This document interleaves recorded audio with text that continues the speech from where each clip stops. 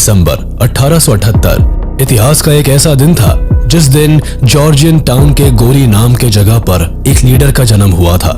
कुछ लोगों के लिए इसकी सोच और कार्यशैली उत्तम थी, तो वही दुनिया के कुछ हिस्सों में इसे दुनिया के सबसे क्रूर तानाशाह का नाम दिया।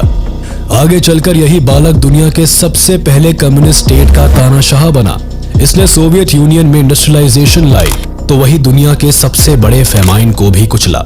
इसने जेल से लेकर एग्जाइल तक झेले और वही दूसरी तरफ सीक्रेट पुलिस को बहाल करने से लेकर detention and force labour camps तक बनवाए।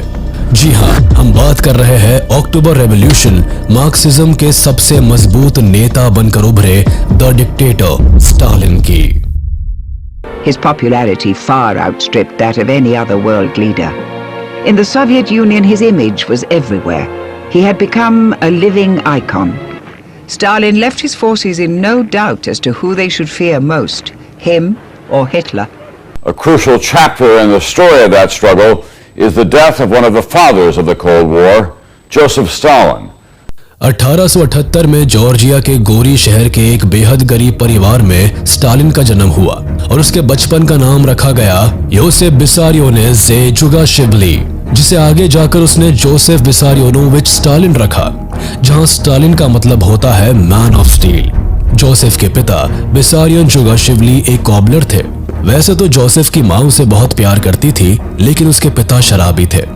वो अक्सर शराब के नशे में जोसेफ को मारते पीटते रहते थे। अपने पति के ऐसे बर्ताव से स्टालिन की माँ काफी दुखी रहती थी। वो काफी धार्मिक महिला थी और वो चाहती थी कि उनका बेटा स्टालिन बड़ा होकर एक प्रीस्ट बने और सामाजिक दायरों से ऊपर उठ जाए। बेटे को पिता के अत्याचार से बचाने के लिए उसे घर से भगाकर सिटी के एक चर्च स्कूल में पढ़ाया। जोसेफ बाकी बच्चों से अलग था। स्टालिन भले ही गुस्सैल स्वभाव का था, लेकिन पढ़ाई में काफी होशियार रहा। स्टालिन को बिलीसी थियोलॉजिकल सेमिनरी स्कूल में एडमिशन मिला। यहाँ उसने कार्ल मार्क्स और कई अलग अलग रेवोल्यूशनरीज के बारे में पढ़ना शुरू किया, जिसकी वजह से वो इतना इंस्पायर्ड हुआ कि कुछ समय बाद उसने अपने आप को एथिस्ट घोषित कर दिया। फिर उसने 1899 में स्कूल छोड़ दिया। ना ही तो कभी उसे डिग्री मिली और फिर ना ही उसने पलटकर कभी भी एकेडमिक का रुख किया। 1899 से स्टालिन पूरी तरह रेवोल्यूशनरी एक्टिविटीज में शामिल हो गया। 1899 से लेकर 1901 तक स्टालिन पूरी तरह से रशियन एम्पायर के खिलाफ काम करता रहा। उसने कई भाषण दिए और मजदूरों को इकट्ठा किया। कई बार वो अरेस्ट होने से बचा। लेफ्टिस्ट और रेवोल्यूशनरीज के साथ मिलकर रशियन एम्पायर को उखाड़ फेंकना ही स्टालिन के जीवन का लक्ष्य बन गया। 1901 में उसने Russian social democratic party join की, जिसका मकसद रोमनोव डायनेस्टी के जार रेजिमेंट को उखाड़ फेंकना था। सन 1901 में इस पार्टी ने स्टालिन को बटूमी भेजा, जहां उसे पार्टी के लिए कई काम सौंपे गए। फिर 1902 में स्टालिन ने रिफाइनरी स्टोर हाउस में काम किया, जहां उसने मजदूरों के हक के लिए कई हड़ताल किए, जिसके परिणाम के तौर पर मजदूरों के पेमेंट बढ़े। लेकिन लगातार हो रहे हड़तालों और मजदूरों के मांगों की वजह से कैपिटलिस्ट ने पुलिस की मदद ली और साथ ही सारे रेवोल्यूशनरीज और प्रदर्शनकारियों को बुरी तरह मारा पीटा गया। हालांकि इससे शांति नहीं बहाल हुई और स्टालिन ने फिर नया हड़ताल घोषित कर दिया। इस बार पुलिस ने बर्बरता दिखाई। कई सारे लेफ्टिस्ट लीडर्स पकड़े गए। हजारों लोग बुरी तरह जख्मी हुए। इस कांड को इतिहास में बटूमी मैसेकर का नाम दिया गया। इस कांड के बाद स्टालिन भी गिरफ्तार हुआ, लेकिन तब तक कम्युनिस्ट सोसाइटी से लेकर रशिया तक में स्टालिन के नाम का डंका बज गया था। 1903 में स्टालिन के केस की सुनवाई हुई और उसे 3 साल के एग्जाइल में साइबेरिया भेज दिया गया। हालांकि जल्दी ही स्टालिन इस एग्जाइल से भाग निकला। स्टालिन के फिलिस आने के साथ ही उसके पॉलिटिकल करियर में बड़ा बदलाव हुआ। इसके एग्जाइल के दौरान 1903 में RSDLP पार्टी का बंटवारा हो गया, जिसमें से एक पार्टी का नाम बोल्शेविक्स था, जिसे व्लादिमीर लेनिन लीड कर रहे थे। स्टालिन चूंकि लेनिन से पहले से ही प्रभावित था, तो उसने इसी पार्टी को ज्वाइन कर लिया। जल्दी ही सेंट पीटर्सबर्ग में एक भयानक मैसेकर हुआ, जिसमें रेवोल्यूशनरीज को मारा गया। इस दिन को इतिहास में ब्लडी संडे के नाम से जाना जाता है।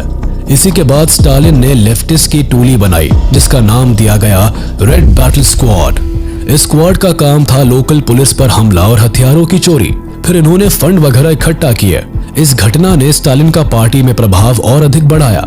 इसके बाद 1905 में स्टालिन को जॉर्जियन बोल्शेविक्स ने फिनलैंड में होने वाले बोल्शेविक्स कॉन्फ्रेंस को अटेंड करने के लिए भेजा। इसी कॉन्फ्रेंस में स्टालिन पहली बार लेनिन से मिला 1905 से 1907 के दौरान स्टालिन ने बैंक लूटना जारी रखा और कई बार लेनिन से सीक्रेट मीटिंग्स भी की। इसी बीच स्टालिन ने 1906 में अपनी पहली शादी की। इनकी पत्नी का नाम था एकाटेरिना केटोस्वानित्जे। लेकिन जल्दी ही 22 नवंबर 1907 को स्टालिन की पहली पत्नी की मौत हो जाती है। स्टालिन ने उसके मौत पर कहा था कि इस औरत ने मेरे पत्थर दिल को पिघलाया था और अब इसकी मौत के साथ ही ह्यूमैनिटी की भी मेरी जिंदगी में मौत हो गई। पत्नी के मौत के बाद स्टालिन खुलकर पॉलिटिकल एक्टिविटीज में शामिल हो गया। बैंक रॉबरी और पार्टी फंडिंग का सारा काम स्टालिन ने और अग्रेसिव मैनर में शुरू कर दिया। मार्च 25, 1908 में स्टालिन फिर से गिरफ्तार हुआ और इस बार उसे लगभग 8 महीने के जेल के बाद फिर से सोल्विचगॉर्स्क नाम की जगह पर एग्जाइल में भेज दिया गया। स्टालिन को यहाँ 2 साल के लिए भेजा गया, लेकिन 24 जून 1909 को स्टालिन वहां से भाग निकला और बाकू आकर फिर से पार्टी टास्क में इन्वॉल्व हो गया। लेकिन स्टालिन फिर से मार्च 23, 1910 को गिरफ्तार कर लिया गया और उसे वापस सोल्विचगॉर्स्क में एग्जाइल दिया गया। फिर फाइनली 1912 में स्टालिन फिर से वहां से भाग निकला और लेनिन के कामों में जुट गया। 1912 में स्टालिन को सक्सेस की पहली सीढ़ी मिली जब लेनिन ने उसे बोल्शेविक पार्टी की फर्स्ट सेंट्रल कमेटी और न्यूज़पेपर प्रॉडा का चेयरमैन बना दिया। लेनिन से जब स्टालिन को इतनी बड़ी अपॉर्चुनिटी मिली तो वो पार्टी एंड लेनिन के लिए और भी ज्यादा डेडिकेटेड हो जाता है। साथ ही स्टालिन लेनिन के नजर में सबसे पसंदीदा लोगों में से एक बन जाता है। चूंकि स्टालिन का काम और उसकी रेवोल्यूशनरी राइटिंग ने फिर से उसे गिरफ्तारी के चंगुल में फंसा दिया और फिर फरवरी 23, 1913 को स्टालिन अरेस्ट हो जाता है। इस बार उसे आर्कटिक रीजन के एक रिमोट गांव कोरेका में एग्जाइल दे दिया गया ताकि अब की बार स्टालिन भाग ना पाए। अप्रैल 3, 1917 को फाइनली अपने एग्जाइल को पूरा करके स्टालिन रशिया आता है। स्टालिन के इस होम कमिंग से रशिया के पूरे वर्कर्स कम्युनिटी में खुशी की लहर दौड़ जाती है। अब जगह जगह प्रदर्शन शुरू हो जाते हैं। कॉमरेड स्टालिन कई सारे भाषण और रैलीज को संबोधित करने लगता है। इसी दौरान लेनिन अपनी अप्रैल थीसिस को भी पब्लिश करते हैं। अब रशिया में जार एम्पायर के खात्मे की पूरी तैयारी जोरों पर चलने लगी थी। इसके बाद ही अप्रैल मीटिंग में स्टालिन बोल्शेविक सेंट्रल कमेटी में पॉलिटिकल ब्यूरो के तौर पर चुना जाता है। अब रशियन एम्पायर को कुचलने की बात चल ही रही थी तब बोल्शेविक्स मिलिटेंट्स ने जुलाई में रिवोल्ट कर दिया। चारों तरफ आर्मी को टारगेट किया जाने लगा और रशिया ब्लड बाथ के किनारे खड़ी हो गई। इससे आहत सरकार ने बोल्शेविक्स को अब बुरी तरह घेरना शुरू किया। इसी बीच स्टालिन ने लेनिन की जान बचाई। उसने लेनिन को जहां तहां छुपा के फाइनली फिनलैंड भेज दिया। इसके बाद स्टालिन के मजबूत साथ और लेनिन के इन्फ्लुएंस में अक्टूबर में रशिया में फिर से रेवोल्यूशन हुआ। इस बार बोल्शेविक्स ने पूरी तरह से पावर सीज करके खुद को गवर्नमेंट घोषित कर दिया। अब लेनिन दुनिया के पहले कम्युनिस्ट नेशन यूएसएसआर के फाउंडर बन जाते हैं। यहाँ पर स्टालिन की भी ताकत बढ़ जाती है क्योंकि अब वह एक ऐसे पार्टी का खास सदस्य बन गया जो इस वक्त पूरे यूएसएसआर को चला रही थी। पर 1924 में सीरियस मेडिकल इश्यूज के कारण लेनिन की डेथ हो जाती है और फिर पार्टी में उनके सक्सेशन को लेकर 2 लोगों के बीच मनमुटाव शुरू हो जाती है, जिसमें से एक लियोन त्रोत्स्की और दूसरा जोसेफ विसारियोनोविच स्टालिन था। स्टालिन और त्रोत्स्की के बीच में शुरुआत से ही काफी ज्यादा अनबन रही थी, जिसके कारण दोनों एक दूसरे को पसंद नहीं करते थे। इस चीज को लेकर बोल्शेविक पार्टी में गद्दी के लिए लड़ाइयां शुरू हो गई। 1924 में स्टालिन ने सोशलिज्म इन वन कंट्री का स्लोगन शुरू कर दिया। इसका मकसद कम्युनिज्म को सोवियत यूनियन में मजबूत करना था, लेकिन ये कदम मार्क्सिज्म और त्रोत्स्की की सोच के खिलाफ था, जो चाहते थे कि इंटरनेशनल कम्युनिज्म को एग्जीक्यूट कर पूरी दुनिया में फैलाए। स्टालिन पार्टी कमेटी का जनरल सेक्रेटरी था और अपने पावर का इस्तेमाल करते हुए उसने त्रोत्स्की के खिलाफ कदम उठाना शुरू कर दिया। 1929 में उसने त्रोत्स्की को पार्टी और देश से बाहर निकाल दिया और 1940 में खबर आई कि उसके पूरे परिवार की हत्या कर दी गई है।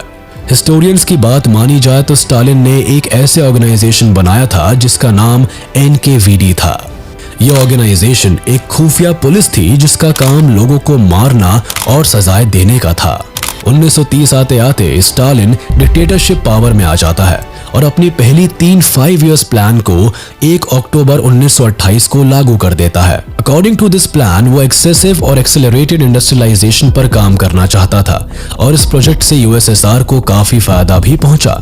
इससे कोयले, तेल और भी ऐसी कई चीजों की प्रोडक्शन बढ़ गई थी, लेकिन स्टालिन को इस प्लान की शुरुआत से ढेर सारे फूड आइटम्स की आवश्यकता थी, जिसकी वजह से उसने किसानों पर अत्याचार करना शुरू कर दिया। जैसे फार्मर्स के छोटे जमीनों का ग्रुप बनाकर उसे अपने कंट्रोल में रखना शुरू कर दिया, और तो और 90% प्रोडक्शन का हिस्सा रूलिंग एलिट्स को देने लगा और 10% किसानों के पास बचने लगा।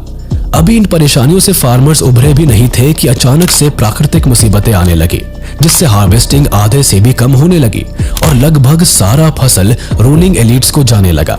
इन कारणों से किसानों का हाल दिन ब दिन बदतर होने लगा। स्टालिन के इस कदम से सोवियत यूनियन में फेमाइन आ गई, जिसे द सोवियत फेमाइन कहते हैं। 1930 से लेकर 1933 तक चले इस फेमाइन में सोवियत यूनियन के ज्यादातर खेती हर जगह जैसे Ukraine, northern Caucasus, Volga region, Kazakhstan, the South Urals and West Siberia वगैरह में लोग भूख से मरने लगे। ऐसा माना जाता है कि इस दौरान लगभग 80 लाख लोगों की मौत पूरे सोवियत यूनियन में भूखमरी के कारण हुई थी।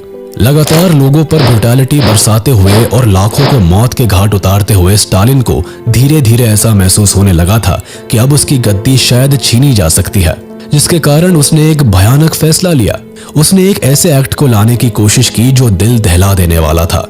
इस एक्ट का नाम था द ग्रेट पर्ज, जिसके हिसाब से ऐसा कोई भी इंसान जिससे स्टालिन को खतरा महसूस होता था या कोई ऐसा जो मशहूर होने लगता था, तो इस एक्ट के अकॉर्डिंग से उसे मार दिया जाता था।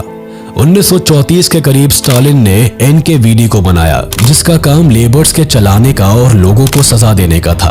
But according to some facts, Stalin की ऑर्गेनाइजेशन एक खुफिया पुलिस का काम भी करती थी, जो उन सारे लोगों को मौत के घाट उतार देती थी जिससे स्टालिन को खतरा महसूस होता था। स्टालिन ने 103 में से 83 आर्मी जनरल को और 149 में से 91 सेंट्रल कमेटी मेंबर को मौत के घाट उतार दिया। इतना ही नहीं, उसने अपने पार्टी के 30 लाख में से 10 लाख एक्टिविस्ट को मरवा दिया। 1936 से लेकर 1938 तक स्टालिन ने 2 ऐसे कैंप्स का गठन किया, जिसमें उन सारे लोगों को मजदूर की तरह काम करवाया जाता था जो स्टालिन के सपोर्टर्स नहीं होते थे। जिसमें प्रिजन कैंप्स में कई लोगों को भूखे प्यासे जेल के अंदर डाल दिया जाता था, जिस वजह से काफी ज्यादा लोग मारे गए। पर इससे भी भयानक मंजर गुलाग कैंप्स में देखने को मिलता था। गुलाग कैंप्स में लोगों को बंद करके और उन्हें मजदूर बनाकर उन पर अत्याचार किए जाते थे और हर रोज कई लोग मारे जाते थे। ये कैंप उन्हीं जगहों पर लगाया गया था जहां मौसम काफी हार्श होता था, जैसे आर्कटिक रीजन और साइबेरिया। लोगों को यहाँ भूखे प्यासे काम करवाया जाता था।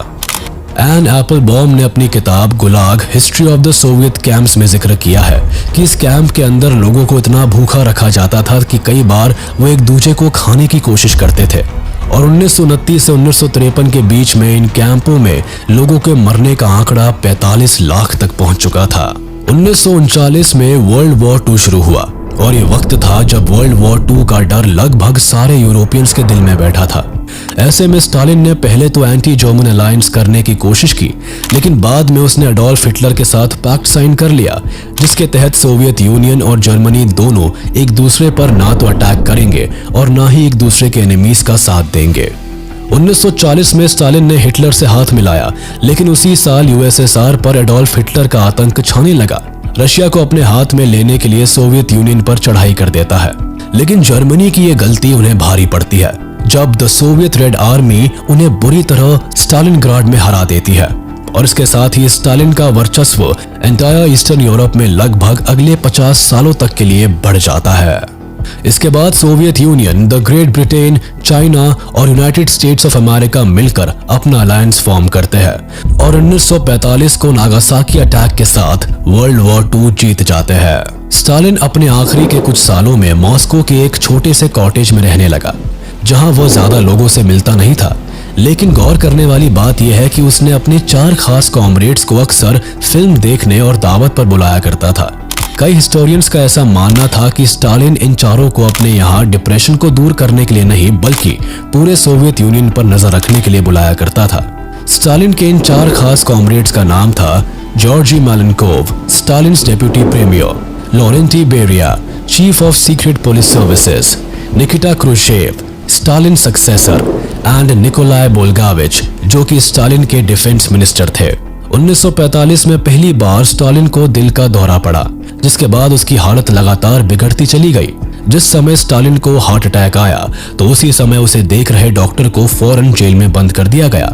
इसके बाद 1951 में जब एक डॉक्टर ने स्टालिन का रूटीन हेल्थ चेकअप किया तो उसने भी अपनी चिंता जाहिर की, लेकिन फिर उसे स्टालिन के ब्रिटेन का स्पाई होने का एलिगेशन लगाकर जेल में डाल दिया। स्टालिन की तबीयत लगातार बिगड़ती चली जा रही थी और करीबन 1 साल बाद उसने सेंट्रल कमेटी कांग्रेस मीटिंग बुलाई। इस मीटिंग में सबको लगा कि स्टालिन अपना सक्सेसर चुनने वाला है, लेकिन हुआ इसका उल्टा। उसने अपने इनर सर्कल के नेताओं को ये तक कह डाला कि स्टालिन के बिना उनकी कोई औकात नहीं है। इस बात से उस मीटिंग की सिचुएशन बहुत बिगड़ी। बहुत लोगों का मानना है कि इस मीटिंग के बाद ही स्टालिन को उन्हीं चारों कॉमरेड्स में से किसी एक ने जहर दे दिया। 28 फरवरी 1953 आखिरी रात, जब स्टालिन के साथ उसके चारों खास कॉमरेड्स ने आखिरी दावत की। इस दावत में स्टालिन ने इन 4 खास कॉमरेड्स से अपने एक दहशत भरी प्रोजेक्ट डॉक्टर्स प्लॉट के बारे में जानकारी ली। इस प्रोजेक्ट के अकॉर्डिंग स्टालिन कई जूइश डॉक्टर्स को जेल के अंदर और अपने कैंप्स में डलवा देता था। उसी दिन स्टालिन को दोबारा दिल का दौरा पड़ता है और उसकी हालत बेहद गंभीर हो जाती है। इतनी सीरियस कंडीशन को देखकर डॉक्टर्स को स्टालिन के पास भेजा जाता है, जहां उसका आधा शरीर पैरालिसिस का शिकार हो गया होता है। स्टालिन के बीमार पड़ने की खबर रेडियो पर ब्रॉडकास्ट कर दी गई और बता दिया गया कि रविवार को आए दिल के दौरे के कारण उनकी हालत बेहद ज्यादा गंभीर है, जिसके बाद ये खबर पूरी दुनिया में फैल गई।